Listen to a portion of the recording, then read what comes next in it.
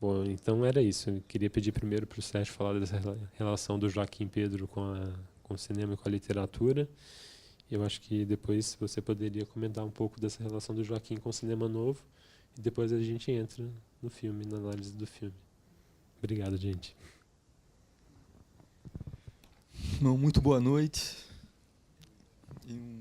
Estou muito contente de participar desse evento e na companhia da Cláudia, que eu conheço agora, e aqui junto com o Pedro, né? Dou parabéns ao Pedro por conceber esse evento, e a ele ao Roberto Said pela organização. Uhum. Sim. Esse evento, para mim, muito revelador, né? Ontem, na fala do Elkanan Ferraz, foi incrível, né? Uma coisa que o Elkanan disse, uma coisa que eu acho que todo mundo sabia, mas ninguém tinha dito com aquela contundência, né? Que é um poeta, o Drummond, um poeta cinematográfico. E eu acho que esse evento é revelador, né? Dessa dimensão tão importante na poesia dele, na visão da poética mesmo do Drummond, né? Mesmo aquele poema de Sete Faces, né? A abertura da obra, em todas as edições existentes, inclusive nas antologias, é praticamente um roteiro de cinema, né?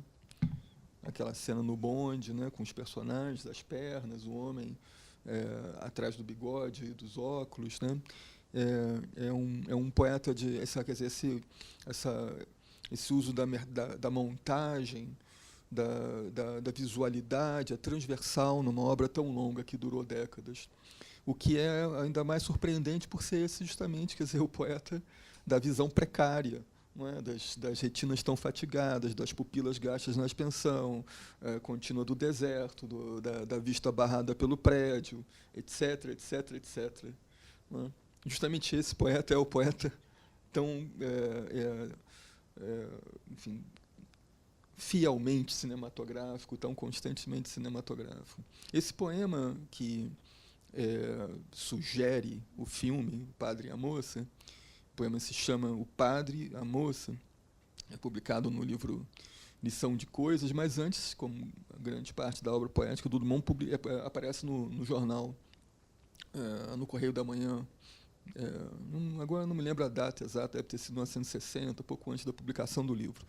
Esse poema é um poema também bastante cinematográfico, né? Ele é dividido em 10 partes, que poderiam ser 10 sequências. Ele é um poema polifônico, ele é todo em vozes.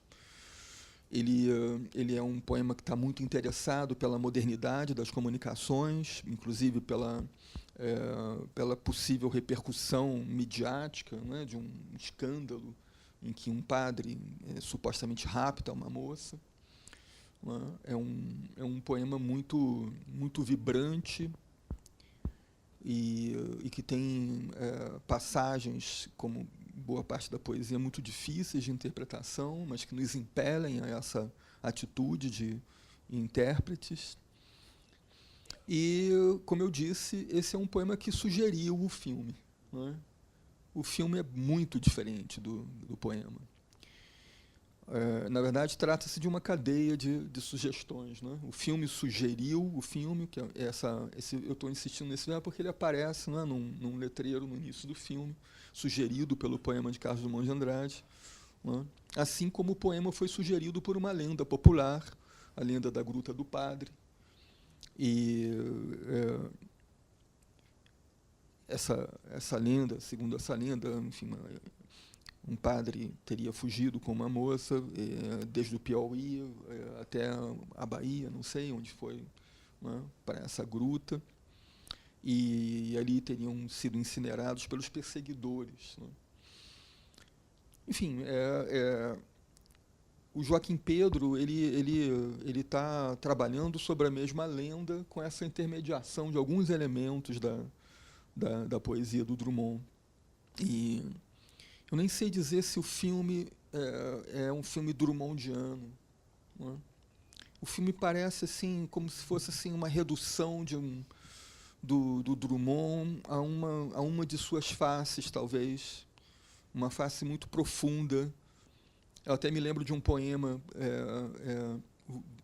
dos versos A Boca da Noite, né, em que, em uma certa altura, o Drummond diz assim que aonde não chegou, lá onde não chegou minha ironia, entre ídolos de face, de rosto carregado, ficaste, explicação da minha vida. Eu acho que esse filme é um lugar onde não chegou a ironia do Drummond. A ironia que é mais que um banho na obra do Drummond, é uma seiva corrosiva, né? Eu não vejo essa ironia nesse filme, mas eu vejo esses rostos carregados, né? Eu vejo uma coisa muito aquela coisa muito enraizada, o sono rancoroso dos minérios, né? Eu acho que está presente ali esse personagem Vitorino, por exemplo, né? Com a sua impotência ao mesmo tempo sexual e cívica. É um personagem comovido como o diabo, posso dizer, né? E mesmo Honorato, com a sua melancolia opressiva, esse homem saturnino, né? Como deus daquele rio das pedras preciosas, né? É como se fosse assim, como se estivesse tratando ali desse Drummond, desse primo Drummond, um Drummond de uma fonte muito profunda, né? No meio desses ídolos de rosto carregado. Isso também é uma resposta só parcial, quer dizer, a sua pergunta que enfim, ela englobaria todo o curso que eu dei, né? E com certeza minha colega aqui na mesa teria muita coisa também para dizer sobre isso. Eu queria dizer só mais uma coisa, é que o fato do filme ser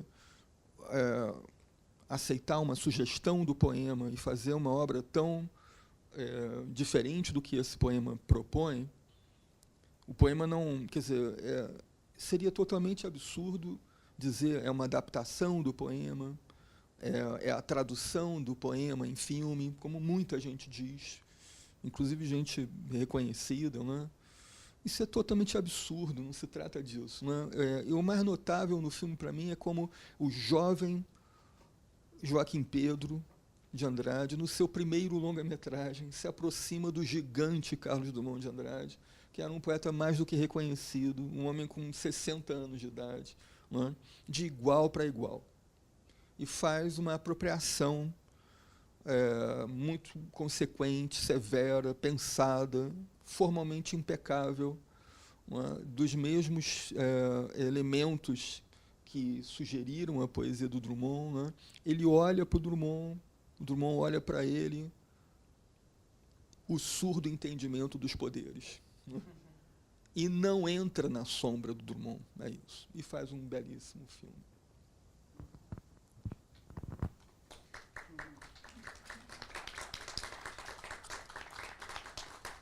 E você falou do poema de Sete Faces, que tem o verso: as casas espiam os homens que correm atrás das mulheres.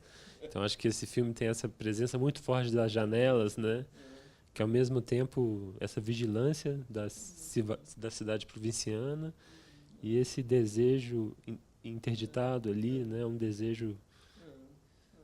Então, mas tem essa vigilância. Quer dizer, desculpe. Tem essa vigilância, não é? Você sempre, nas outras noites também, você sempre pesca as citações pontuais assim mais iluminadoras, Pedro. É incrível mesmo. De fato, tem essa vigilância, né? Essa opressão da vigilância no filme, mas não tem aquela seiva corrosiva da ironia que está no poema das Sete Faces, né? Então, tem uma relação com o Drummond, né? Mas ele não entra na sombra, é isso, né? Ele não está fazendo uma adaptação, não está fazendo uma coisa secundária, ele tem a pretensão de fazer um belo filme dentro né, da concepção de cinema que ele tinha naquele momento, né? Hoje a gente viu 2 filmes bem diferentes, né, desse mesmo diretor, e ele vai mudar e tal, né? Mas muito altivo, né? Muito bonito ver a obra de um jovem assim, né, com essa coragem. Boa noite. Queria agradecer, querido Pedro, pelo convite, ao Roberto também. Prazer estar aqui, te escutar. Adorei seu comentário inicial. Sérgio. Nossa, que lindo filme, né? A gente fica assim Eu fiquei pensando agora, tinha pensado 2 entradas, assim, modestamente, ao filme. Não pela poesia, achei que Sérgio faria isso infinitamente melhor do que eu, né? Tratar dessa relação da obra do Drummond com o filme, enfim. Tinha pensado 2 entradas que me sensibilizaram e que estão presentes em trabalhos de outras pessoas sobre o filme, leituras que eu refiz agora em função dessa conversa. E uma delas tem a ver com isso que você me perguntou, que é a relação com o cinema novo, né? Tem a ver, embora eu não vá, enfim, mapear isso exaustivamente. A gente sabe que o trabalho do Joaquim Pedro é muito singular, né? Nesse contexto de produção aí dos anos 60 mesmo, muito embora tenha suas conexões, né? Com a de outros colegas, companheiros, amigos de geração. Mas, assim, eu fiquei pensando... É curioso, porque se a gente acompanha a recepção crítica do filme, eu estava relendo a partir daquele trabalho da Luciana Correia de Araújo, né, que é um livro sobre os primeiros filmes do Joaquim Pedro até O Padre e a Moça. Então, ela faz aquele apanhado, é um trabalho super bem documentado, né? Recomendo, inclusive, esse livro, a leitura desse livro. E a gente se dá conta assim, que por um lado, o filme foi... quer dizer, o filme tem um debate crítico extenso em torno dele, né? Naquele momento mesmo do lançamento. E, por um lado, ele foi criticado por aqueles que tinham uma expectativa de que ele fosse mais cinema novista. Assim. Então, ele foi considerado um filme estranho, diferente, né? Pouco cinema novista, enfim, pelo menos segundo aquilo que se esperava. Por outro lado, tem aqueles que criticaram o filme porque ele não rompeu suficientemente com o cinema novo, que ele ainda estava, de alguma maneira, amarrado, né? A características que alguns críticos conservadores, por exemplo, que eram críticos ao cinema novo, achavam por demais cinema novistas ainda, socialmente engajadas, etc. Né? Causou polêmica também, por exemplo, entre os CPCistas, né? Acho que o Vianinha, particularmente, que teve um debate com o Mário Carneiro em torno disso, parecia incomodado com a maneira como o povo é retratado no filme. A miséria do povo, enfim. Então, o filme ele parecia não agradar, né, a ninguém, nem aqueles que esperavam um filme do cinema novo, nem aqueles que eram críticos ao cinema novo e que saudaram no filme justamente aquilo que era diferente, mas que ainda achavam que ele estava muito preso, né, a isso. Mas, enfim, e eu pensei assim, isso para dizer, né, desse lugar aí que a gente é difícil de situar, de colocar. Houve polêmica com a Igreja Católica, a gente sabe que tentou censurar o filme depois que ele já havia estreado. Mas, enfim, sem querer entrar demais nessa seara, eu pensei em trazer uma outra abordagem dessa conexão cinema-novista do Padre e a Moça, a partir de um outro trabalho acadêmico, que é o trabalho do Pedro Veras, justamente. Não sei se ele está por aí. Ele falou que talvez viesse, mas o Pedro que desenvolveu essa dissertação, César conhece, estava na banca, né, César? Que ele vai trabalhar a presença dos figurantes no filme. No cinema novo, em geral, né, vai discutir um pouco essa questão da figuração, mas em 2 filmes em particular, que são Os Fuzis e O Padre e a Moça. Então, é interessante porque ele lança parte dessas críticas ao filme do Joaquim Pedro, desses que se incomodavam com o fato de que ele ainda estava apegado, vamos dizer assim, né, a preceitos cinemanovistas, tem a ver com justamente a maneira como os figurantes aparecem. Então, enfim, essa acusação de que era um filme, né, que estava expondo a miséria, etc., tem a ver com essa presença muito importante no filme dos figurantes, né? São várias cenas nas quais eles aparecem. E, enfim, esse olhar que o Pedro estabelece hoje desloca um pouco, me parece, essa visão, né? Mas, enfim, talvez antes de entrar, mas estou seguindo meu roteirinho aqui, não sei se estou respondendo, talvez eu demore a responder, mas antes de entrar mais diretamente nessa perspectiva dele, eu queria chamar a atenção para um aspecto muito importante no filme, que é o protagonismo do espaço, né? Da cidade, do espaço. O Joaquim trabalhou muito na pesquisa de locação, e, ao encontrar São Gonçalo do Rio das Pedras, ele bancou a realização do filme ali, a despeito das dificuldades todas, né? Isso é algo que a gente encontra também, né? Por exemplo, nos testemunhos daqueles que participaram, né? Nos depoimentos do Mário Carneiro, da Helena Inês, enfim, de outros sobre o filme, enfim, as dificuldades que foi filmar naquele espaço, né? Um lugar muito isolado, de dificílimo acesso na época, sem água encanada, sem luz elétrica, enfim, eles tiveram que construir toda uma estrutura, né? Refizeram a ponte sobre o rio, que se encontrava arruinada, aquela ponte que eles atravessam correndo, né?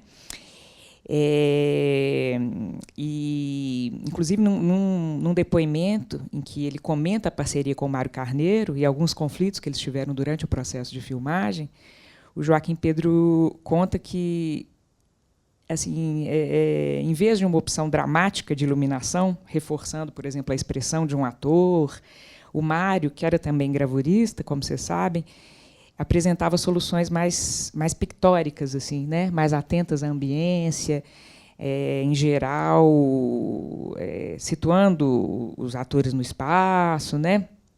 E que o Joaquim teria, inclusive, dito a certa altura: "Ô, Mário, você está fazendo gravura e a gente está aqui fazendo cinema", né? E ele diz que, anos depois, ele se deu conta do impacto dessas escolhas, assim, né? Vou citar aqui um trechinho do Joaquim. Ele diz o seguinte: "Depois eu percebi que o que ele conseguiu talvez fosse mais importante do que eu pretendia obter. A informação se enriquecia com o contexto em que a história estava envolvida, e que era realmente inédito, cheio de carga, porque nós arranjamos um lugar excepcional, porque os móveis eram incríveis, as pessoas, os vultos, os movimentos, tudo tinha uma importância muito grande." Fecho aspas. Então, de fato, né, no filme que resultou, a gente tem essa tendência, né, a planos médios ou planos mais abertos, panorâmicos, os personagens muito inseridos, inscritos nos espaços, né? Uma importância grande, enfim, essa abordagem do lugar, que não se dá só visualmente, né? Tem as informações também, num filme em que há uma certa economia nos diálogos, né? Inclusive na passagem dos tratamentos do roteiro, Luciana comenta isso, né? Para o que resultou, para a própria filmagem, houve muitos cortes, por exemplo, de informações referentes ao passado dos personagens, ao passado do padre, cujo nome a gente nem sabe, né? Assistindo ao filme, enfim. Mas a informação sobre o lugar permanece, né? Permanece, enfim, muito presente, né? em alguns diálogos, em algumas falas, né? O lugar parado no tempo, a estagnação, a decadência do garimpo, o isolamento, enfim. Trabalhada, por exemplo, naquele trecho belíssimo em que a fala do Honorato ela é montada em relação às imagens do padre que circula pelo lugar, né, até que ele adentra uma casa em ruínas. A gente vê aquela série de quadros, né, dentro do quadro, enfim. Bem, enfim, né, eu me lembrei também de um trecho de um artigo do Ismael Xavier. É um artigo dedicado à Idade da Terra, em que ele comenta o tema da decadência, né, e ele vai falar um pouco disso, de um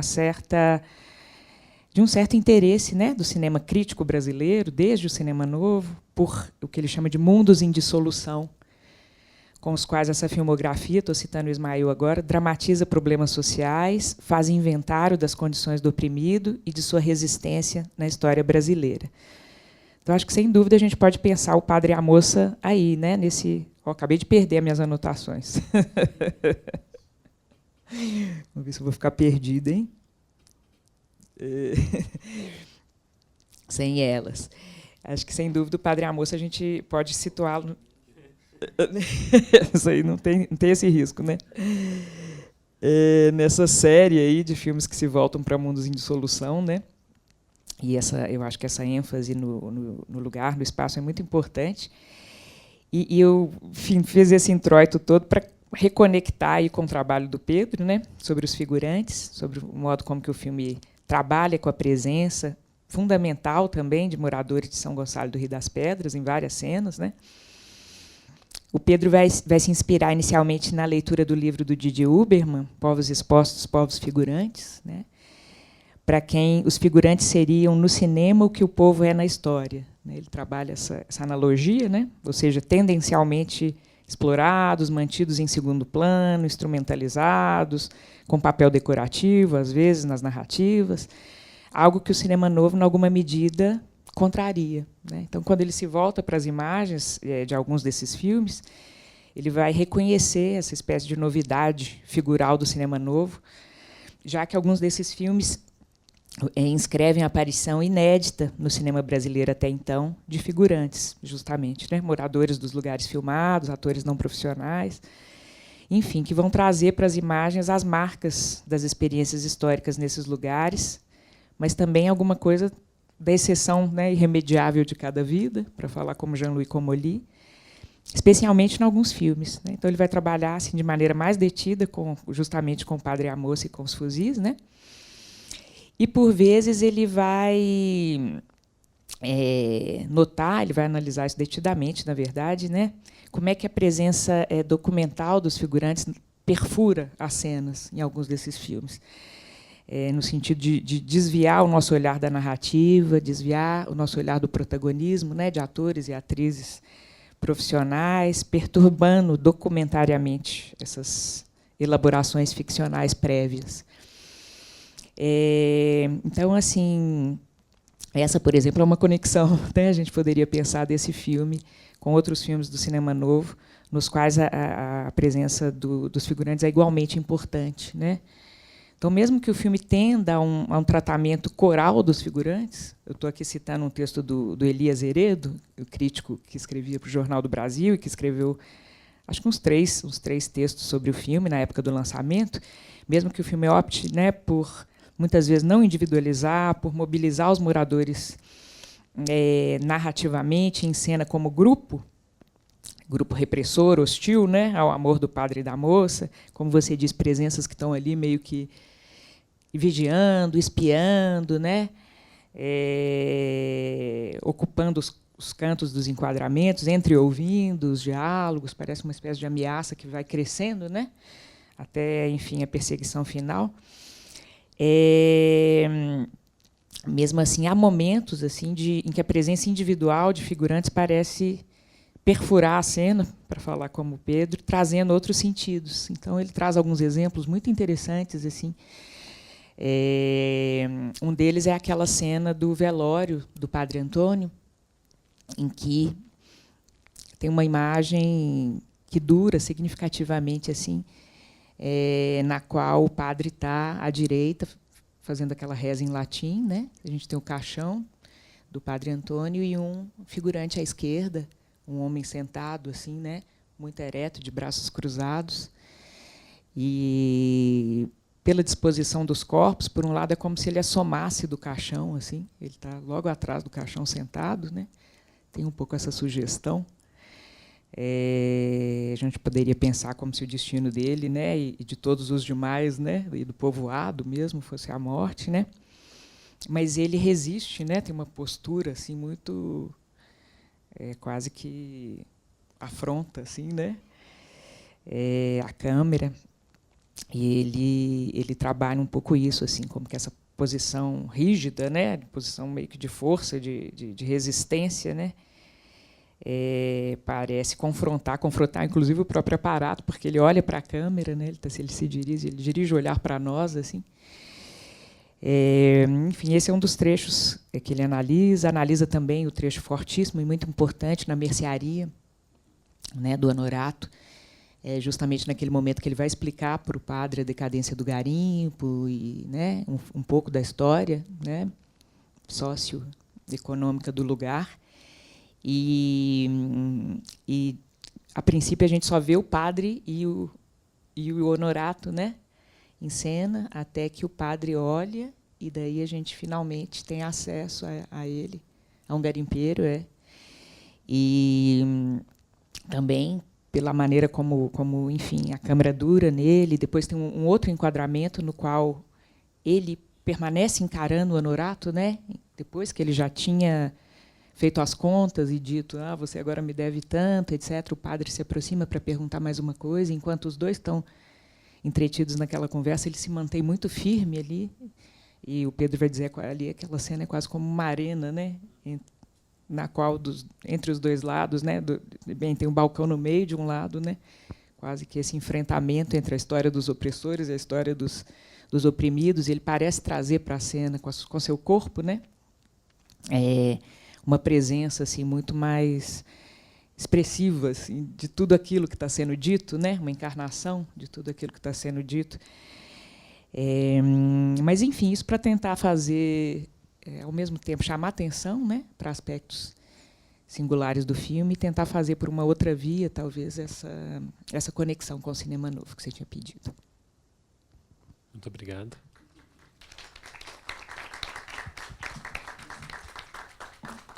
A gente comentou isso em outros dias, que foi publicado esse livro, O Cinema de Perto, que reúne os poemas e as crônicas do Drummond sobre o cinema.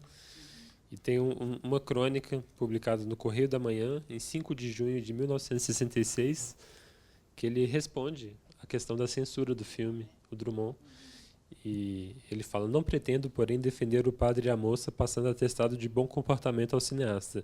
O filme defende-se por si mesmo, pela dignidade, pela poesia, pelo sentimento humano, pelo desapego a qualquer intuito escandaloso ou panfletário.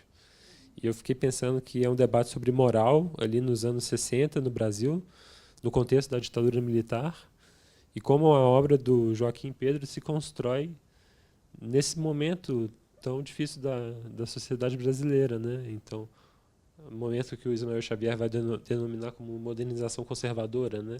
Então, Joaquim passa ali pelo Padre e a Moça, depois dá o salto tropicalista em Macunaíma, que tem a questão das máquinas na grande cidade, né, os homens que eram máquinas.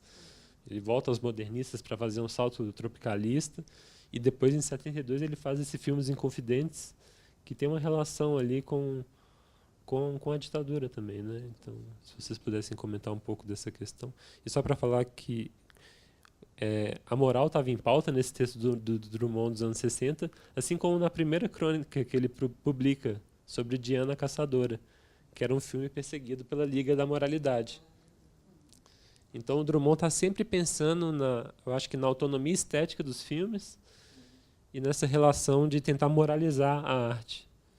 E essa questão tensa, né, entre uma moral e a estética, como se os filmes respondessem autonomamente às questões morais. De fato, nesse poema, O Padre e a Moça, o último verso, né, acho que é: eis que perseguidores se persignam. Né? Porque eles, afinal, enfim, são assassinos, né, segundo a própria lenda, mas são cristãos, né, e se persignam. E depois vem essa tentativa de censurar o filme antes de ele ser exibido, né, acusado de imoralidade, só por, né, tematizar essa possibilidade, né, de um sacerdote católico, né, ter um envolvimento sexual com uma moça. Né. Acho que aquela megera do filme, que vigiava muito, né, a moça e tudo, e depois reprovava muito com o olhar, é um outro ídolo de rosto. Ela tinha primas que viviam em Belo Horizonte e conheciam o governador e se encontraram no Verde Mar um dia, né, e resolveram, né, proibir o filme. Né.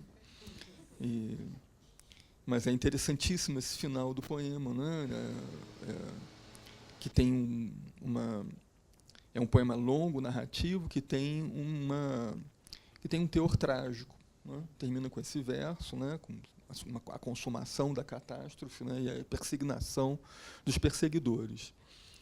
Eu acho que o filme toca no poema em várias passagens específicas, sem subordinar-se ao poema.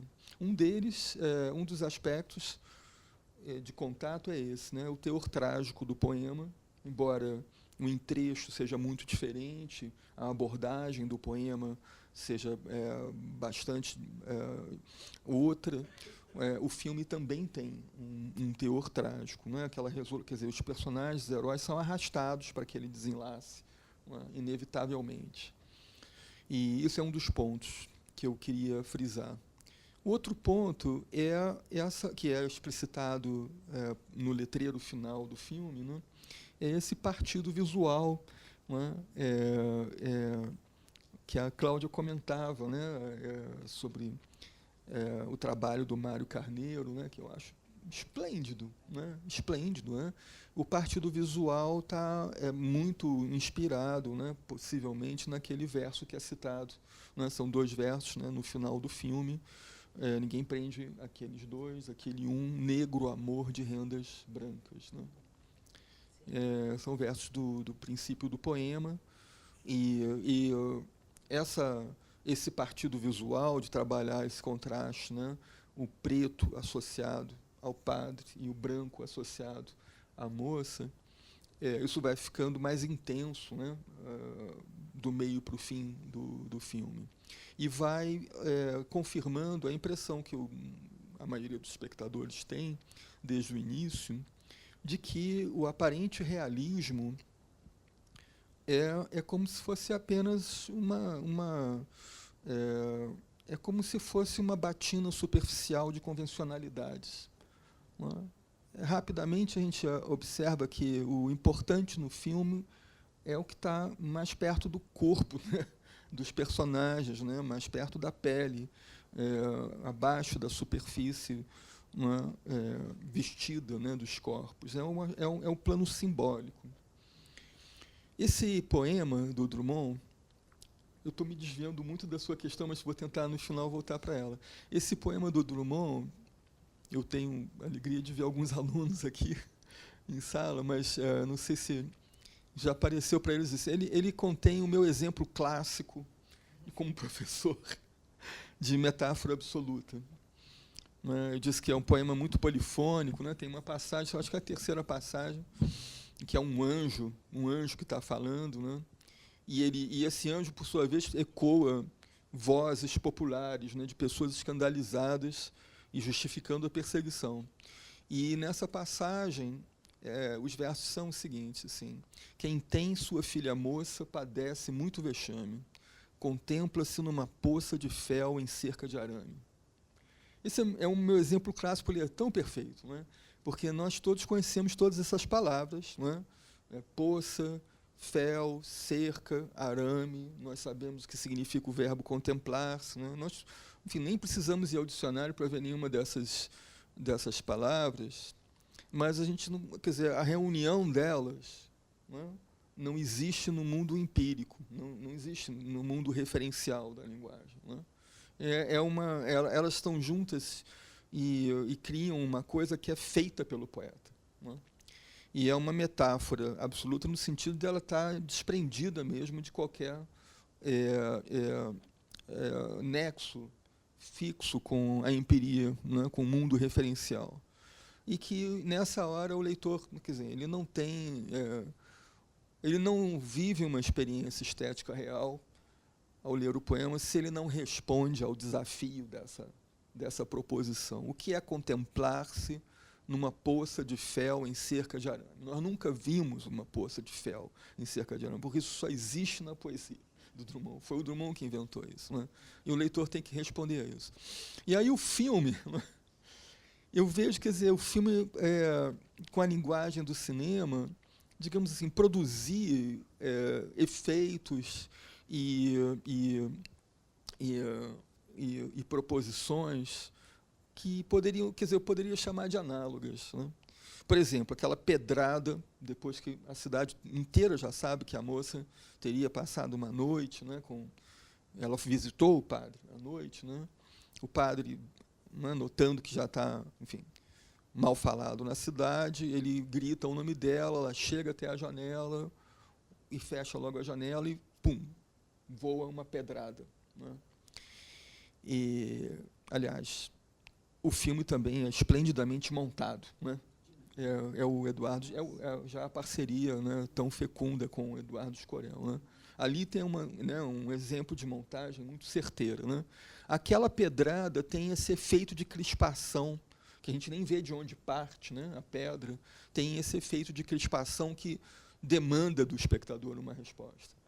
Mas há outras passagens, por exemplo, o tema das florzinhas brancas, né? Mas para o final, quando vai se dar, enfim, um encontro amoroso, carnal, dos protagonistas, né?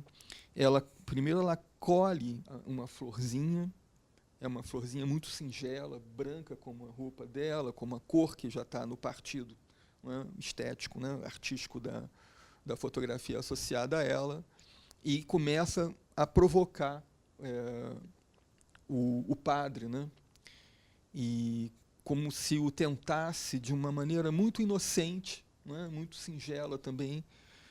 Depois, quando eles finalmente vão se deitar juntos na relva, são aquelas florzinhas que estão ali, né?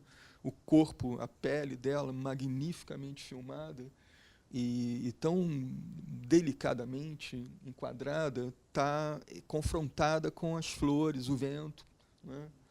E é uma cena belíssima, tem momentos assim que uma sequência de planos, né, de closes, né, pegando o rosto dela, né, talvez aí haja um outro momento, assim, um outro momento em que o filme toca o poema, porque no poema, numa certa altura que eu não me lembro exatamente agora qual é, fala em êxtases teresianos, né, e ela tem uma expressão assim de, né, como quem vai se desfalecer, né, de amor, de prazer, né, que lembra mesmo a famosa estátua de Santa Teresa, de Bernini.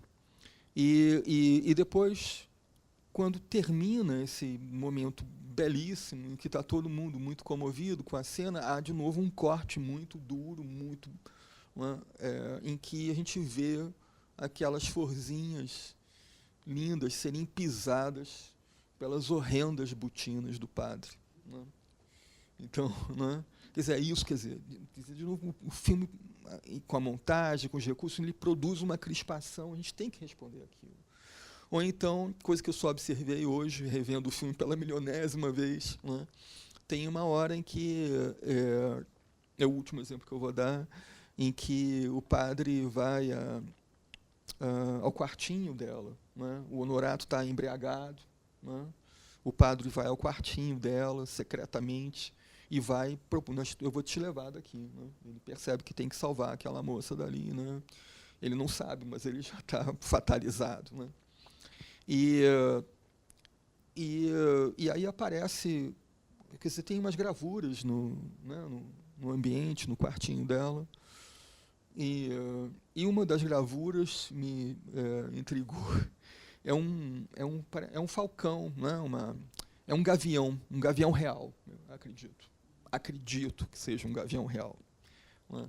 Eu tentei pesquisar um pouco rapidamente hoje, googlando, né, que primeiro aparece na frente, entre ele e ela abre a porta para ele passa, está o gavião aqui na parede, depois ele entra na frente dessa gravura e propõe, etc.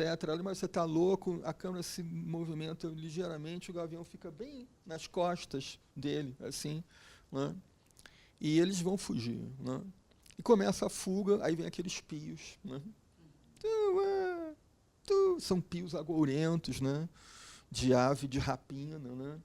E aí, quer dizer, a sonoplastia está construindo toda uma, quer dizer, está continuando o problema visual daquele gavião nas costas do padre, né? Enfim, é uma situação, quer dizer, em que a experiência não termina se você não responde, né, a essa provocação, né? Eu tenho uma resposta possível, né? Eu acho que é a pescaria adunca do desejo, né? Esse pio, né? Até telefonei para o meu amigo Rodolfo Kaiser, né, que é a pessoa que eu conheço que mais entende de pássaros, e falei, Rodolfo, você não está ocupado? Entra no YouTube aí e tal, no minuto, 1 hora e alguma coisa do filme, vê esse pio e tal. Aí ele falou, eu acho que é o anu, né? O anu, aí eu também saí googlando anu preto, anu branco, não sei que anu que ele queria dizer e tal. Não é anu e gavião, não é o mesmo bicho. O anu parece que pia quando tem o perigo de uma ave de rapina. Não sei, mas o Rodolfo também não estava muito certo assim, de ser o anu, não. Mas, em qualquer caso, quer dizer, independentemente da erudição ornitológica, né? Não é? O filme, com a sua linguagem, está produzindo ali uma digamos assim, essa armadilha, né, que como espectadores vai nos impelir a coragem de interpretar, né? É isso que eu acho lindo, né? Com os recursos do cinema, fazendo alguma coisa análoga àquela metáfora, né, que eu citei, e há muitas outras no poema também que poderiam servir também de bons exemplos, né? Ainda tem, mas eu vou só mencionar isso, já passar a palavra, enfim, a música maravilhosa, né, do Carlos Lyra, tão lindamente arranjada pelo Guerra Peixe, para o Quinteto Villa-Lobos, né, que também produz, muitas vezes, esse efeito de impelir a uma interpretação, né? Por exemplo, o tema que eu acho que é um tema associado ao desejo dela, né, que sempre é um momento em que ela parece estar envolvida numa consideração erótica, vem aquela frase do fagote, né? E é muito pontuado isso ao longo do filme todo, né? Às vezes ela, que é assim a tristeza encarnada, né, essa moça, ela sorri, né, e tem essa música, e a gente sente que ela vai ganhar um presente, ou ela vai ter uma esperança de amor, né, enfim, de finalmente ter alguma experiência, né, que justifique, né, toda, enfim, a sua vida, a sua existência, né. Uma cena, vou te passar a palavra. Uma cena que me chamou muita atenção é quando eles estão caminhando e ela fala assim, por que você não me olha? Por que você não me olha? Por que você não me olha? E ele continua andando, depois ele se vira, né? Ali que eles estão resguardados dos olhares da cidade, né, da vila. E ele vai em direção à câmera, a câmera se aproxima dele, ele olha, né? E depois tem aquelas sequências de primeiro plano dela em close, né? Que são vários cortes e do rosto, né? E eu me lembrei do filme do Bresson, O Diário do Pároco da Aldeia, né? Uma inspiração, né? O Sérgio deu um curso uma vez, um curso de filosofia da praça, lá no Espaço do Conhecimento, ele comentou um filme do Bresson, Baltazar, sobre literatura e cinema. Depois a gente tem uma pergunta. Tá, joia. Sim, não, só comentar, assim, o Bresson era uma inspiração mesmo, né?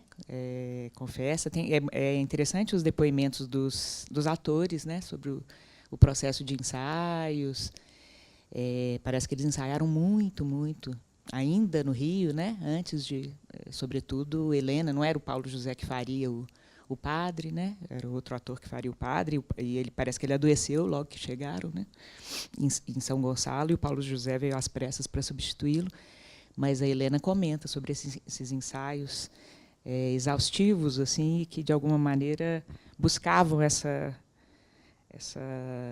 enfim, exaurir talvez a expressão mais fácil, né? Mas chegar numa verdade, como que se chama o Vitorino, o ator? Fauzi, né? Fauzi Arap também comenta da dificuldade dele, né? Acho que houve conflitos, porque ele justamente é o mais, né, teatral, mais exuberante. A dificuldade de entrar, né, nessa proposta, assim. Mas tem força isso no filme, né? Esse contraste assim da atuação dele também em relação a dos demais, né? Mas queria comentar essa imagem que você trouxe, que é a imagem que a Gilda de Melo e Souza usa no texto dela também, né? O texto sobre os Inconfidentes. Ela começa voltando ao Padre e à Moça, né? Logo no comecinho. Ela fala... ela é bonita, ela diz que o Joaquim... Enfim, como que é a expressão? Ela diz que ele é um prisioneiro da tradição, mas que não se submete, né, inteiramente aos textos que ele escolhe ler, traduzir, né? Então é bonita essa ideia de um prisioneiro insubmisso, assim, porque nas escolhas, enfim, o poema do Drummond, né, Macunaíma, depois Os Inconfidentes, Romanceiro da Inconfidência, né, e como que ele, eu não me lembro exatamente a formulação dela, mas ela diz, ele vai, como é que é, gente? Vai trabalhando arduamente, assim, contra, né, em alguma medida, aquilo que lhe serviu de inspiração, de ponto de partida. E uma das imagens, mas ele diz, mas ele preserva a essência, aquilo que há de mais essencial, que talvez seja a tensão entre vida e morte, pulsão de vida, pulsão de morte, no poema, pelo menos na leitura dela. E daí a imagem que ela usa, ela diz, uma das imagens que, para mim, traduzem mais belamente isso, essa tensão no filme, é as botas pretas pisando, as sempre vivas, né, brancas, da serra, da região ali de Diamantina. E tem muitas imagens assim, né? Isso era a outra parte do meu comentário, tinha a ver com isso, assim, com a força visual mesmo do filme, né? É fortíssimo e sem dúvida, né?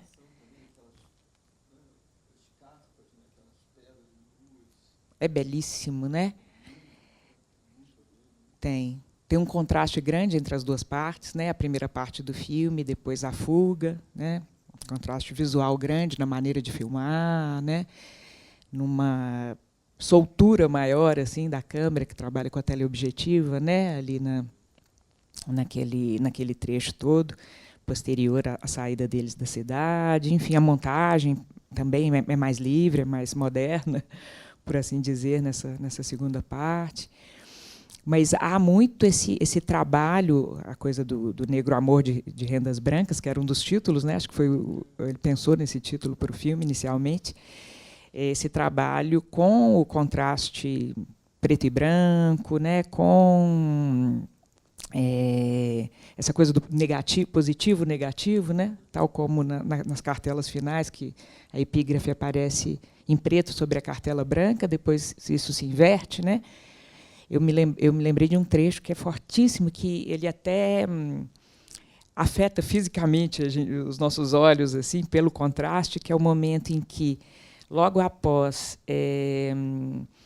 quer dizer, primeiro há aquela conversa, né, na casa do Honorato, um jantar ou almoço de que o padre participa, ela está servindo, serve um café e tal, e daí depois ela se coloca ali contra a cristaleira, olhando, tem um olhar, né, dela interessado assim para o padre, e aquela imagem ela está enquadrada mais ou menos aqui, a cristaleira num tom de cinza, assim, é uma imagem mais escura, né, tem uma coisa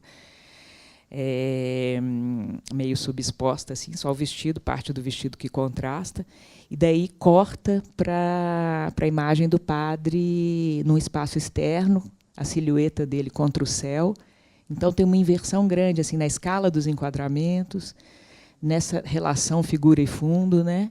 Porque ela está contra o fundo escuro, é o vestido branco no outro plano, um plano mais fechado, aí vem aquele plano super aberto do céu, claríssimo, a silhueta dele, então tem um contraste enorme que faz pensar nessa coisa do positivo, né? Positivo, negativo, e dessa relação complementar entre eles, dessa atração, né? Enfim, são muitos os momentos assim de um trabalho visual muito apurado, né?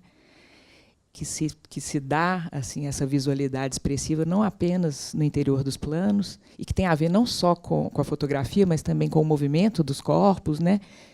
Essa dinâmica, por exemplo, dos figurantes quase sempre imóveis, né? Nas calçadas, e ele, o padre e ela se movem, né? Transitam, ele muitas vezes visto de costas, ela frontalmente, né? E também na montagem, tal como nesse trecho agora. Às vezes esses contrastes são trabalhados na relação entre planos, né? Não só no interior de um plano. Enfim, vamos passar para as questões. Muito obrigado aos dois. Foi ótima conversa. A gente continua com as perguntas. A gente faz um grupo. Olá, boa noite a todos e a todas. Eu queria dizer que eu achei fascinante as falas dos professores. Elucidaram muitas coisas que eu fiquei em dúvida durante o filme. Mas eu também fiquei muito atento, né, às imagens que apareciam nas gravuras. Você falou do Gavião, né? Uma das gravuras que apareciam sempre era de Santo Antônio, né? E o padre que morreu se chamava Antônio, né? Que é o santo casamenteiro. E de repente então assim, eu acho que as gravuras foram contando também uma parte da história importante do filme, porque tinha muitos quadros, muitos santos, Nossa Senhora e tal. E eu achei esse filme, particularmente, eu não sou especialista em Drummond, nem sou da área, mas eu achei esse filme muito drummondiano, principalmente quando o Drummond vai para o Rio, em que ele sente falta de Itabira, que Itabira é só um retrato na parede, que ele sente falta daquela Minas Gerais. Então, eu acho que retratou muito isso nesse filme. No caso, Itabira tem que são pessoas de ferro, como ele comenta, né? No caso, a decadência também das cidades, porque de repente acabou o minério, de repente a mineração está acabando com a cidade, que remonta também, acho que o começo do filme.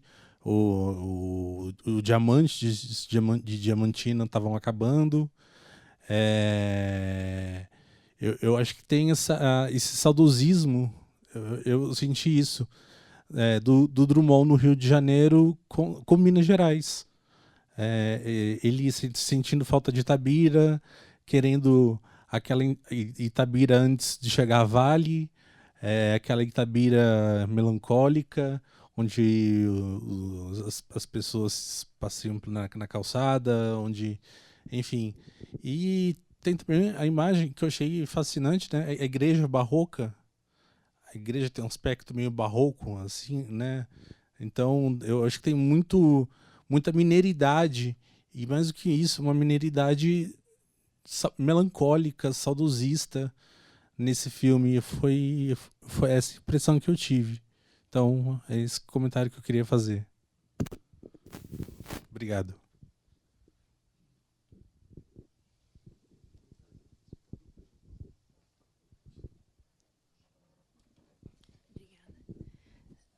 Boa noite, eu queria agradecer a vocês pelos comentários, acho que foi muito bonita a fala dos dois. Na verdade é uma pergunta mesmo, assim. Vocês falaram sobre a questão de uma recepção moralizante sobre o filme, né? Que o Drummond até reage e o Pedro recorda com a crônica. Inclusive, obrigada, foi bem legal isso.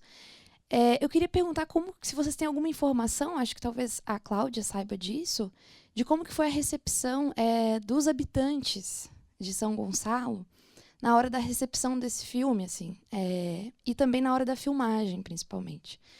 Como que foi esse acordo? Se há informações sobre isso, assim, como que essa população né, assim, topou ou não?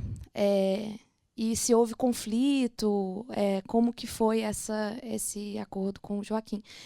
E porque a participação dos figurantes realmente é impressionante, né? Assim, a tomada deles da ação também, né? No filme, ao longo do filme, cada vez mais, né? Aquela cena final das senhoras perseguindo os dois pelas pedras é sensacional, né? Obrigada.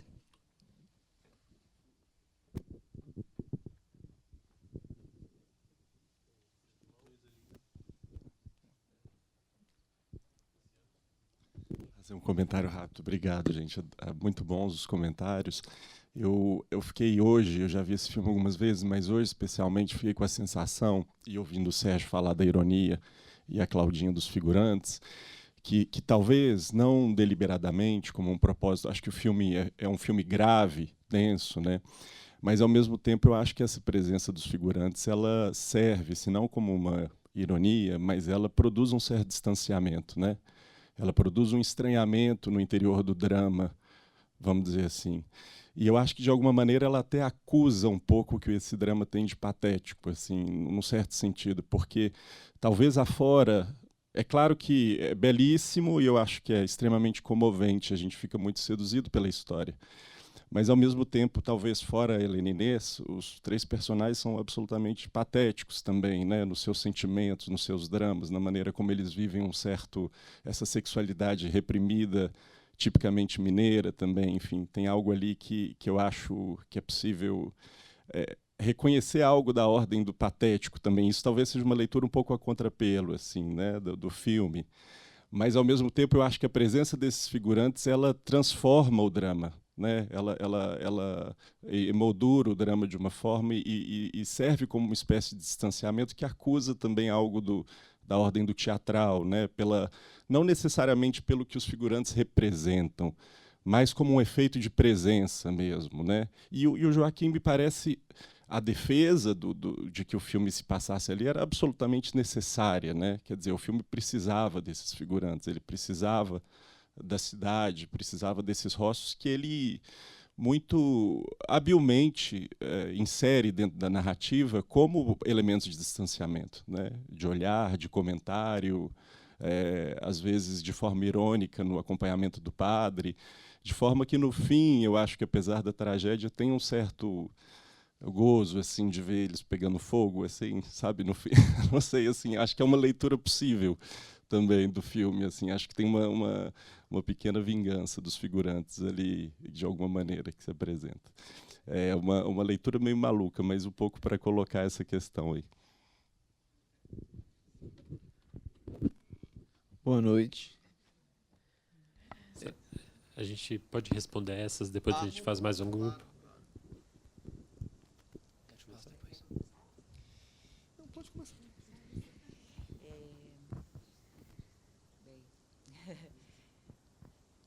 Com relação você estava fazendo essa associação entre Drummond, a mineiridade, enfim, e o filme, né? Não por acaso ele escolhe esse lugar, né?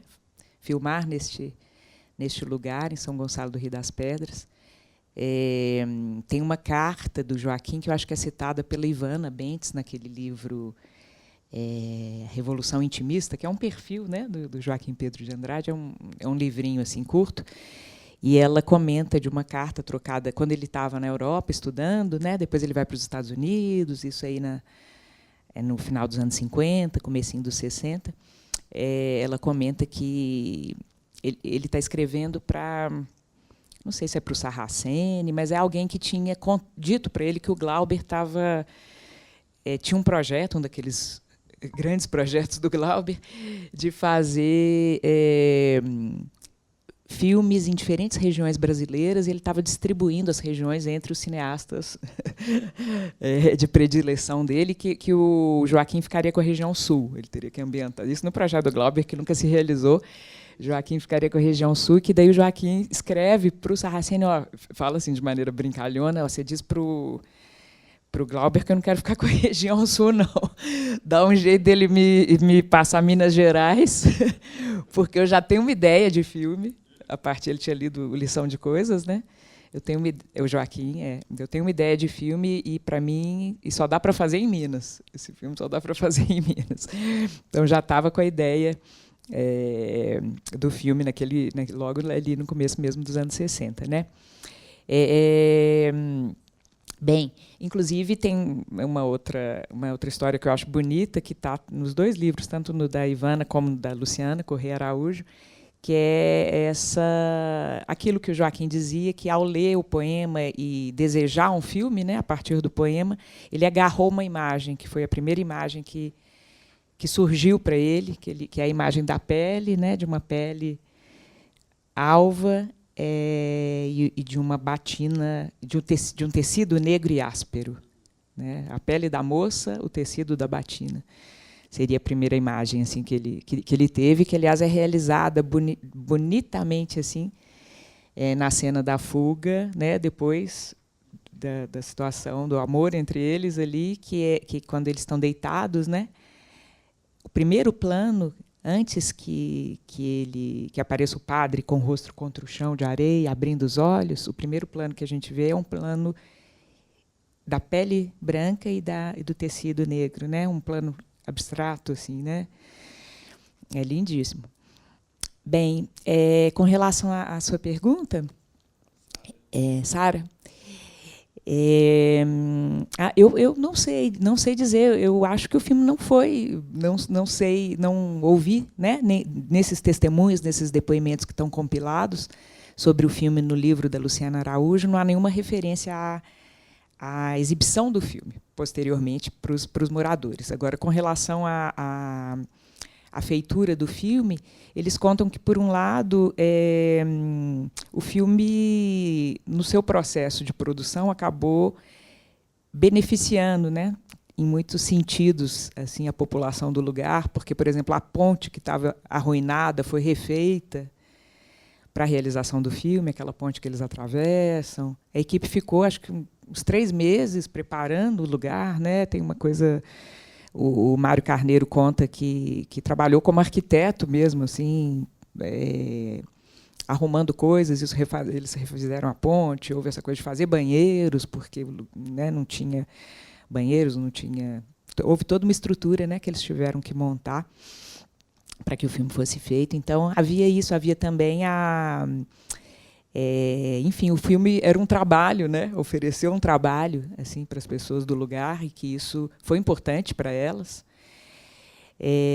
Parece que havia tensões também, claro, né? Muitas tensões entre a equipe, 3 meses filmando naquele lugar, em situação bastante difícil, né? O próprio Joaquim dizia que foi um filme extremamente difícil para ele, com o qual ele tinha muita dificuldade, que ele demorou a rever, a desejar ver de novo, a se reconciliar minimamente com o filme, porque foi um filme difícil para ele desde o processo todo, né, de realização.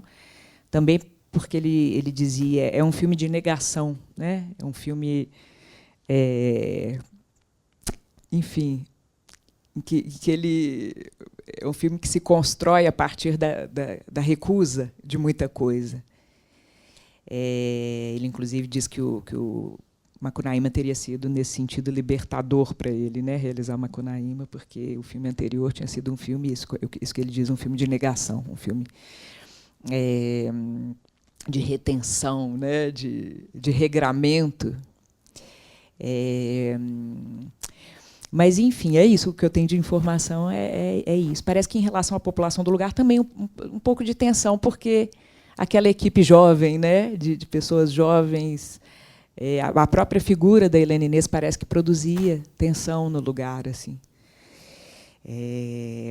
A juventude daquela moça belíssima, né, cercada de rapazes, ela era a única mulher da equipe, né?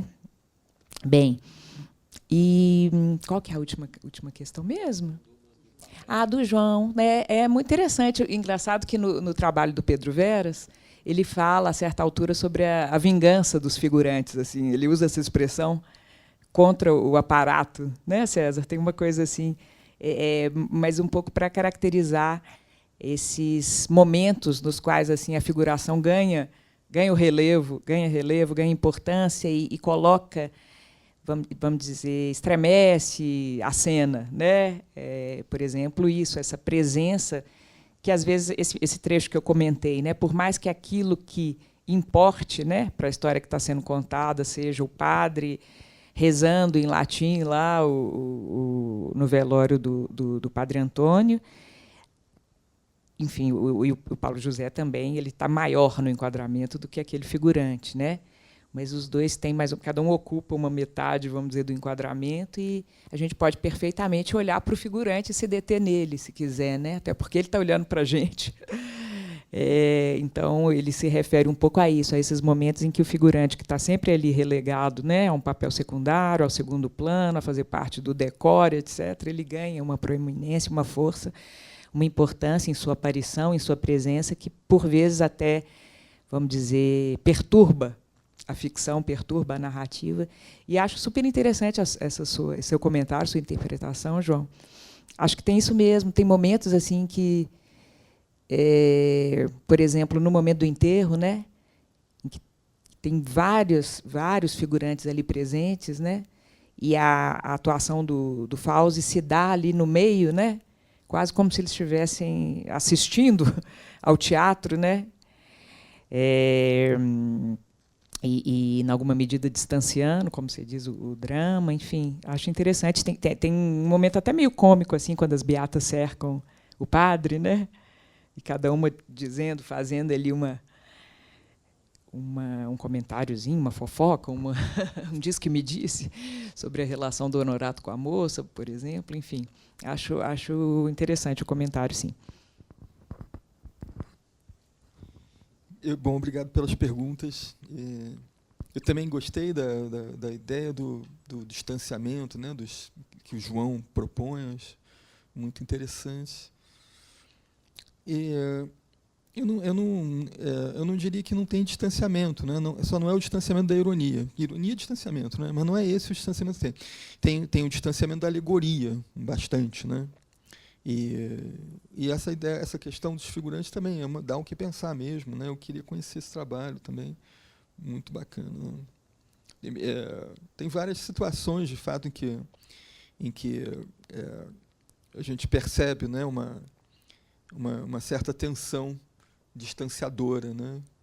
Eu só não vejo como um problema o patetismo, assim, porque isso, enfim, já não isso parece assim bem acomodado, né, na história. Não sei se, enfim, o distanciamento, digamos assim, desmontaria esse plano, né, do roteiro, né, da história de amor e tudo, né? E aproveito isso para passar para a sua pergunta, né? Sobre o seu comentário, que também achei muito interessante, né? Acho que o filme toca em Drummond em vários pontos, em várias questões, né? Eu citei a coisa do teor trágico que o poema tem, e o roteiro também.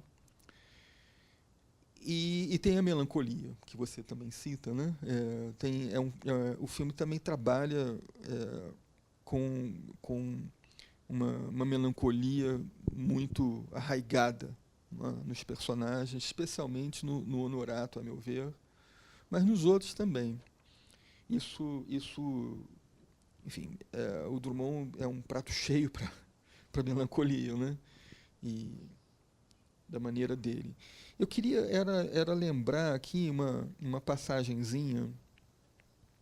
Porque um outro ponto em que o filme toca no poema eu acho que a Cláudia mencionou também, essa questão da oscilação entre Deus e o demônio. E há uma passagem que, durante a fuga, com um sorriso nos lábios e cheia de esperança, a Mariana, fala, não sei se é o demônio ou se é Deus mesmo, não me lembro, não é? Que está no meu corpo, não é? Agora. Não é? E ela fala isso, né, de uma maneira, como eu disse, assim, cheia de esperança, como se fosse uma proposição até quase como um gracejo. E essa é uma questão do poema, não é? Só que no poema dá-se, digamos assim, uma espécie de superação dessa problemática quando o padre se confronta com ninguém menos que o príncipe das trevas. É a meia-treva, é a hora da melancolia. Nessa hora, né, até o verso que eu citei antes, né, um olha para o outro, o padre e o dito cujo, né, e ninguém diz nada, é o surdo entendimento dos poderes. Né? E a passagem seguinte, que é a 7ª, vou dizer, sequência do poema, né? É assim, quando lhe falta o demônio e Deus não o socorre, quando o homem é apenas homem, por si mesmo limitado, em si mesmo refletido, e flutua, vazio de julgamento. Isso é importante também, não é? Não há moralização sobre esses atos, né? Moralização cabível, né? Julgamento cabível sobre os atos desses personagens. E flutua, vazio de julgamento, no espaço sem raízes, e perde o eco de seu passado, a companhia de seu presente, a semente de seu futuro, quando está propriamente nu. Quer dizer, no desamparo mesmo dessas forças, né? Sobrenaturais, né? Deus e o demônio. E o jogo feito até a última cartada da última jogada. Quando? A sentença não se completa, né? Interrompe-se essa passagem, né? Esse momento, eu acho que no roteiro, não sei se ele acontece. Se ele acontece, esse momento em que o homem é apenas homem, por si mesmo limitado, em si mesmo refletido, né? Eu acho que o padre vivencia isso, talvez assim, nos últimos instantes, né? Quando ele foge mesmo para a gruta com ela e vão morrer ali tragicamente, né? No poema, não. No poema, o padre e a moça têm uma relação nessa circunstância, nessa, né, situação, né, de um desamparo, é um e o outro, é o amor deles, é aquele negro amor de rendas brancas, estão ali misturados, né? Então, é muito fascinante ficar interrogando essas miudezas, né? Para ver onde o filme toca, onde o filme resiste, né? Recusa, como diz a Cláudia, né? Muito interessante mesmo isso. A outra lembrança que me ocorre, drummondiana, é que esse branco associado à pureza da Mariana, né? De novo falando com você, não disse seu nome, Mateus, né? Que você fala das gravuras e tal, lembrou do Santo Antônio. Tem uma outra passagem que aparece por trás dela, mas aí no quarto do padre, uma imagem de Nossa Senhora, sei lá, que Nossa Senhora, aquela Sagrado Coração, sabe, Coração de Maria, não sei o que ela está. Né? A Nossa Senhora está assim, quase que afagando, né, o próprio coração, né? E nessa hora a Mariana fala, eu fico te vendo, olhando para você e tal, e sonhei que você tinha ido embora, foi horrível, acordei com o coração batendo. Aí está aquele coração de Maria ali atrás dela, né? E tal, né? Quer dizer, é muito minucioso o roteiro com essas coisas, né? A Mariana, então, ela está associada à pureza, à virgindade, porque apesar de dois homens dizerem que dormiram com ela nega, né, que tenha havido alguma consumação, né? Mas, ao mesmo tempo, ao desejo de amar, né? Há um desejo muito intenso, vívido de amar, né? Ela está na posição de quem quer se entregar muito verdadeiramente ao profundo instinto de existir do soneto Fraga e Sombra, de Drummond, que contrapõe, não é, o profundo instinto de existir à outra mais pura vontade de anular a criatura. Não é? É um casal, numa meia treva também, que está numa situação muito enigmática, em que toca um sino, não saber quem tange, é como se esse som nascesse do ar. Esse casal está ali numa situação erótica, né? E o desfecho do soneto é isso, quer dizer, e calcamos em nós, eu e ela, né? E calcamos em nós, sob o profundo instinto de existir, ou seja, embaixo, né? Calcamos, quer dizer, empurramos para baixo do profundo instinto de existir, outra mais pura, quer dizer, o instinto de existir não é puro, ou não é tão puro, ele quer a mistura, ele quer, não é? Eu acho que a Mariana é isso, quer dizer, nós calcamos, mandamos para baixo do profundo instinto de existir a mais pura vontade de se matar, de morrer, vontade de anular a criatura, não é? A Mariana está nessa situação, ela é pura, mas ela colhe a flor, não é? E no instante em que ela se diz assim, meu amigo, eu estou prontinha para ser colhida também. Olha para mim, fala comigo, né? E ele está todo, né, trancado ali naquela batina, né, terrível, né? A roupa preta que ela acusa, né? Etc. Né? Essa conversa gente, vai longe. E o Macunaíma, né, antes, poxa, filmaço também, né? Obrigado pelas perguntas, pelas respostas. A gente tem mais 5 minutos. Então tem uma ali atrás, Jaqueline e César. Mais Boa alguém? noite. Eu vou tentar ser rápido. Meu nome também é César. É uma questão interessante. Eu quero agradecer primeiro à curadoria por ter o seu dedo de ouro escolhido essa grande obra do cinema brasileiro. Eu venho assistindo esse filme há alguns anos também e, assim, via YouTube. Eu agradeço porque muita coisa que eu não enxergava na resolução péssima do YouTube, eu enxerguei aqui. Inclusive, algum sorriso irônico no rosto de um daqueles, entre aspas, caipira, né? Mas tem uma coisa interessante, ela falou da questão social, né? Aquelas pessoas simples, humildes, aparentemente, né? Da região, que são contratadas por um cineasta intelectual, digamos assim. O Mário Carneiro, uma fofoca que eu vi no documentário, no canal Arte 1, ele teve uma rasgação de seda com uma pessoa numa festa aí do cinema lá no Rio, em que a pessoa apontou para ele e disse: olha, o que vocês estão fazendo nesse filme é abusando dessa gente simples.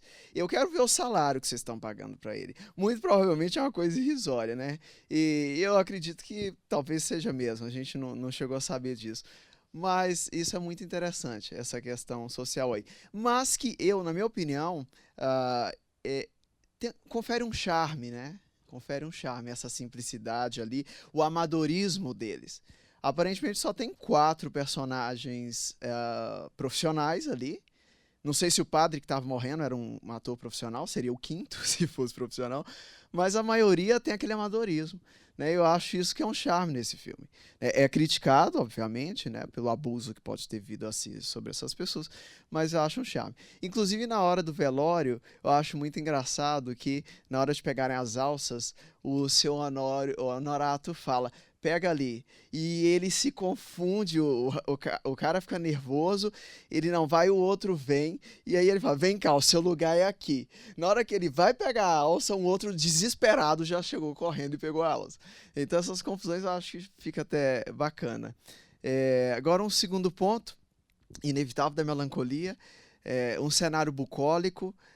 Eu acho que há uma predisposição muito grande para melancolia. Eu nasci e cresci numa cidade, num vilarejo muito pequeno, tão pequeno quanto São João das Pedras, São Gonçalo do Rio das Pedras, E depois que eu vim para a universidade, eu mudei para a cidade, eu consegui enxergar isso. Era uma melancolia tremenda ali, e eu não consigo ficar lá mais hoje, inclusive. E aí, 3 passagens de 3 poemas do Drummond, só para falar dessa melancolia, fazendo esse enlace de Drummond com esse filme. Que é uma, naquele poema Cidadezinha Qualquer, que ele fala: eita, vida besta, meu Deus. É uma vida assustadoramente besta mesmo, parece, né? Que nada acontece, nada muda, nada de novo, tudo é o mesmo ciclo vicioso, assim. Depois, aquele poema que ele diz: infância, para o berço, onde pousou um mosquito. É muito patético, né? Uma existência muito assustadoramente patética ao primeiro ponto de vista. E, por último, a questão do poema Viagem na Família. Tá? Eu tenho um trechinho dele, ele fala assim: tantos mortos amontoados, o tempo roendo os mortos, e nas casas em ruína, desprezo frio, umidade, porém nada dizia. Né, isso também é assustador, e que a professora falou dessa questão aí justamente da ligação com a morte ali naquela hora do velório. E agora, para fechar rapidinho, acho que eu estou falando até muito rápido, ele disse... é o mito do ser breve. O erotismo. Eu não podia deixar de falar do erotismo, que é uma coisa muito interessante nisso e polêmica até, que a Maria Rita Kel, ela tem uma fala em que ela diz que muito provavelmente nossas bisavós gozavam muito mais que a gente, porque tendo em vista... É porque falamos da repressão sexual, né, nesse sentido, e eu acho interessante isso, polêmico, portanto, né, não minimizando, tá, gente, a violência da repressão. É uma fala da Maria Rita Raquel, inclusive, acho que ela é bem entendida sobre a questão, mas a questão de que qualquer toque ali parece que é demais, né? A Helena Inês, ela vibra só de chegar perto dele. Enfim, nem tem uma cena de sexo, é só um encosto do rosto dele nela. Aquilo parece já ter um gozo ali. Tremendo, né? E aquilo é curioso também. Porque tendo em vista essa naturalização da vida sexual mais aberta, mais livre, e que isso é bom, obviamente, mas que muitas vezes atrapalha no gozo, né? Quer dizer, aquilo, quanto mais você tem, é muito mais fácil, atrapalha. E aí, quanto mais proibido, claro, são problemas do gozo, né? Nós não vamos entrar nessa questão aqui agora.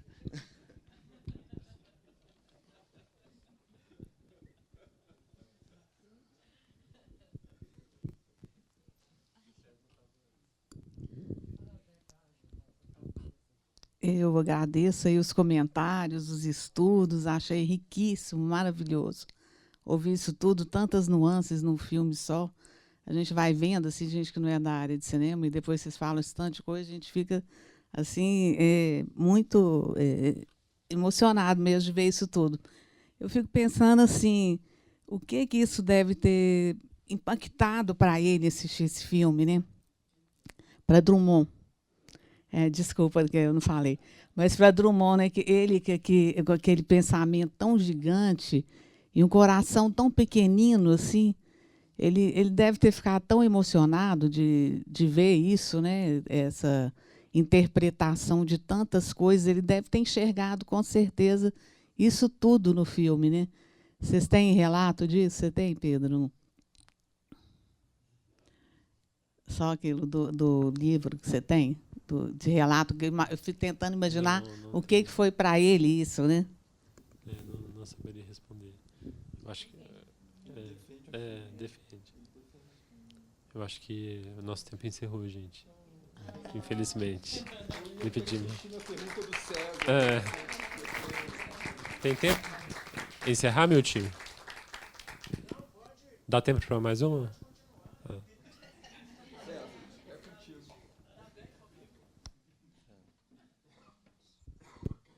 Pode, tá. Como já está muito tarde, eu queria agradecer pelas belíssimas leituras que vocês fizeram, né, Claudinha, Alcides e Pedro também. Bom, talvez a minha leitura seja assim, vá ao encontro de que muitos espectadores e espectadoras devem sentir diante desse filme. Fiquei pensando assim, se, como o Sérgio mencionou, se o Joaquim não estaria dando uma resposta que o Drummond estava como que aprisionado nela, e tem a ver com essa questão entre o desejo e o interdito, né, que parece bem forte que no filme é a moça que sustenta o desejo, né? E eu fiquei aqui lendo de novo o poema, porque no poema polifônico tem uma vez que a moça fala, uma fala por si só maravilhosa e muito enigmática, mas eu fiquei pensando assim, que nesse tema do Drummond, a maneira como o desejo barra, é impedido, mas às vezes ele faz uma espécie de transgressão que é conservadora por força da sociedade brasileira. Os lugares também de transgressão são, digamos assim, fortemente amarrados a uma estrutura de dominação, né? E eu fico pensando que nessa maneira como o filme constrói a personagem da Mariana, é ela que sustenta o desejo. E ele dá uma espécie de resolução visual, puramente visual naquele momento da fuga, que o padre está, como acontece sempre com aquilo que o desejo faz com a gente, ele está desnorteado. E é uma espécie de deslocalização, a câmera faz um movimento assim que gira, e o padre parece que vai embora, e naquele momento ele ainda não a viu. E o filme faz isso tão bonito, é que por ele ainda não ter a visto que ele vai vê-la. É um negócio impressionante. E foi ela que sustentou o desejo, né? Isso me parece assim como se o Drummond não pudesse fazer isso. Talvez até porque, do ponto de vista do eu lírico, tem a ver com a tematização do sujeito que é masculino, e o filme como que libera, por assim dizer, de certa maneira, a personagem da Mariana, e eu acho que é ela que sustenta o desejo. E no poema, nessa fala a gente precisa lá ler o que a moça diz, mas parece que ali já tem uma espécie de germen que é a moça que está dizendo, só ela poderia, por assim dizer, libertar o padre, né? Para além, inclusive, da feição mais conservadora, é de que a moça é que é a tentação, né? Bom, começou lá na Bíblia, né, essa história. Tô querendo só dizer que e o poema está trabalhando com isso, né? Mas não sei o que vocês acham. Achei tão bonito rever isso de novo que fiquei imaginando. Acho que você tem razão. Esse é um outro ponto em que o filme toca o poema, de verdade. Né? Porque essa passagem, né, a moça está confrontando uma resistência do padre no poema ali, né? A moça beija a febre no seu rosto, né? A continuação é belíssima também, mas agora não me lembro exatamente como é. Antes da fala dela, imediatamente antes da fala dela, a moça beija a febre no seu rosto. É a terceira parte, se não me engano. Não? Eu vou ler o que ela diz, então. A moça beija a febre do seu rosto. Isso. É outra metáfora absoluta maravilhosa. Há um gládio brilhando na alta nuvem, que eram só carneirinhos a um instante. Né? Isso no entrecho do poema é imediatamente após uma relação amorosa, carnal. Né? A nuvem eram só carneirinhos. Agora é uma espada pendurada no céu, em cima do padre. Aquela coisa de culpa que o filme está explorando também. Né? Só que a gente está, vejam, na quarta de 10 partes do poema. Né? Nessa parte, aí a moça diz, né? Padre, me roubaste a donzelice ou fui eu que te dei o que era dável? Eu tenho que pôr os óculos. Inevitavelmente.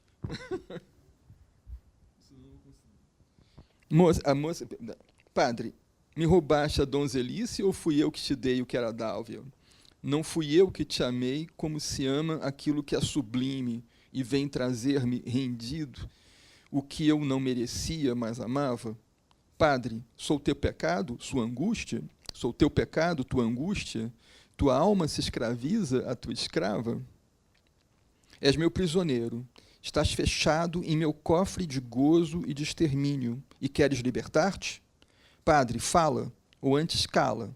Padre, não me digas que no teu peito amor guerreia amor, e que não escolheste para sempre. É uma fala maravilhosa dela. Realmente, César tem total razão. Essa fala é eletrizante, né? É eletrizante, inclusive, porque o Drummond, nessa hora, né, veste a persona, né, a máscara da moça, para confrontar esse tema do amor culposo, que é também um tema transversal na obra. Ou da culpa, que é uma nódoa, né, na felicidade de amar, né, no problema de existir, amor sem uso, etc, etc, etc. Tem 1000 ocorrências. Né? É preciso a moça, né, o poeta falar através dessa máscara feminina, mas isso, quer dizer, digamos assim, são 2 momentos do poema, eu acho, que são bem importantes para esse padre tornar-se esse homem, né, limitado só por si, e que vai, de fato, abraçar essa relação, né, como não acontece no filme. Né. Um é essa fala da moça e o outro que vem depois é o confronto com o príncipe da meia-treva. Né. É muito... É incrível observar isso. Essa fala também acho eletrizante. Agora, no filme, a Mariana sustenta o desejo, você tem razão, mas tem também uma outra doçura, né?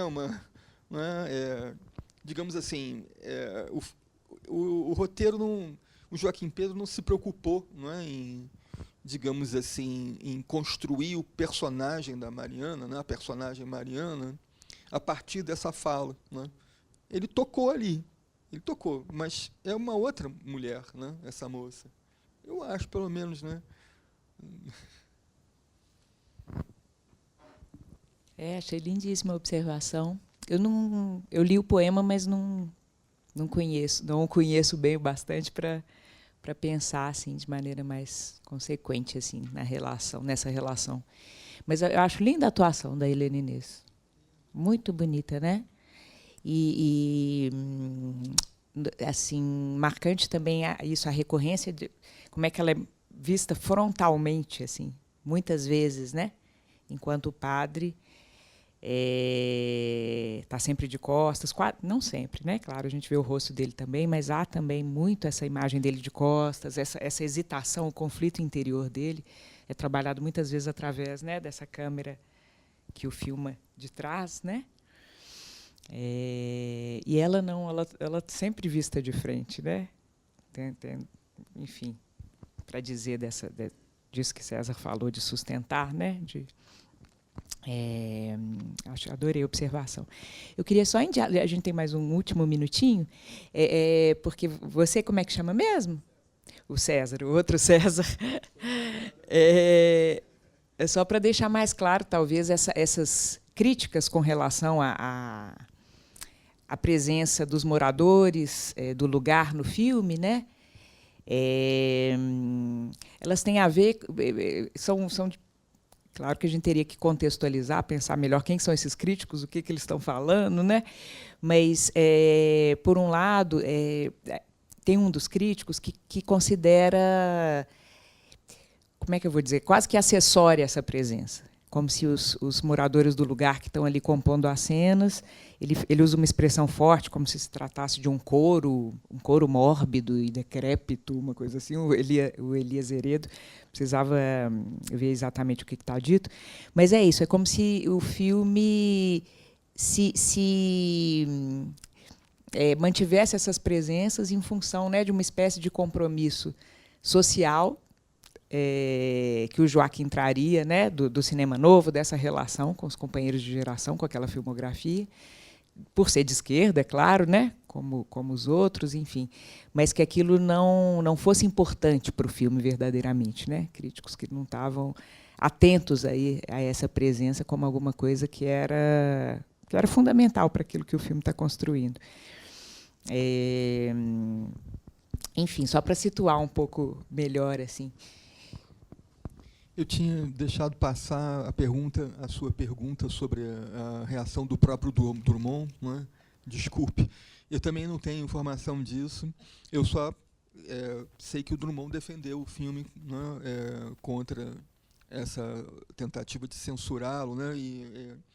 Nessa época o Drummond tinha essa coluna, né, que saía 3 vezes por semana no Correio da Manhã, e depois era reimpressa em outros jornais, inclusive aqui em Belo Horizonte, por contrato, né? O Estado de Minas publicava a coluna do Drummond aqui.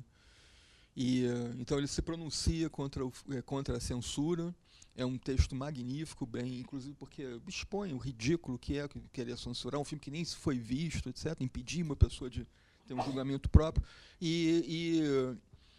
Ali ele se posiciona favoravelmente ao filme, né, Pedro? E agora eu acho que para o Drummond, existencialmente, isso é só uma hipótese, né? Até o Canan depois pode, não sei, conversar também sobre isso, né? E talvez discordar, não sei. Eu acho que para o Drummond foi importante naquele momento, pouco depois do golpe